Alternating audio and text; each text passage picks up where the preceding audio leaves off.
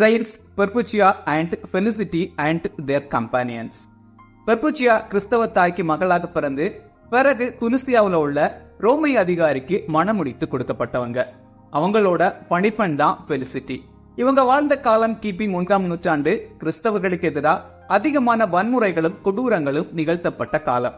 கிறிஸ்தவ விசுவாசிகள் கொடிய மிருகங்களுக்கு இரையாக்கப்பட்டிருக்காங்க.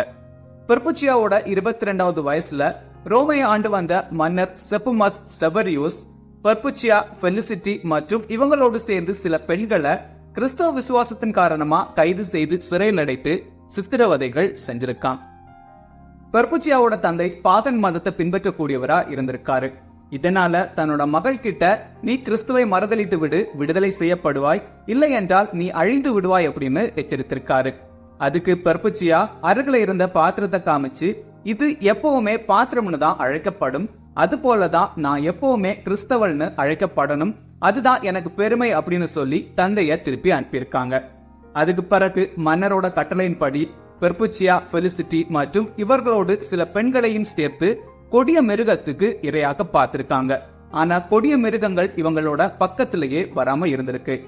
இதனால ஆச்சரியமடைந்த மன்னர் தீப்பிழம்புகளுக்கு இடையில தூக்கி வீசியிருக்காங்க. தீப்பிழம்புகளாலையும் இவங்களுக்கு எந்த பாதிப்புமே ஏற்படல. தீப்பிழம்புகளுக்கு நடுவே இறைவனை புகழ்ந்து பாடினபடியே இருந்திருக்காங்க. இதனால கோபமடைந்த மன்னர் தன்னோட வாளால இவங்களை வெட்டி கொலை செய்திருக்கான். இவங்க மறைசாட்சியா இறந்து போயிருக்காங்க. March 7 Saint Perpetua and Felicity and their companions feast day.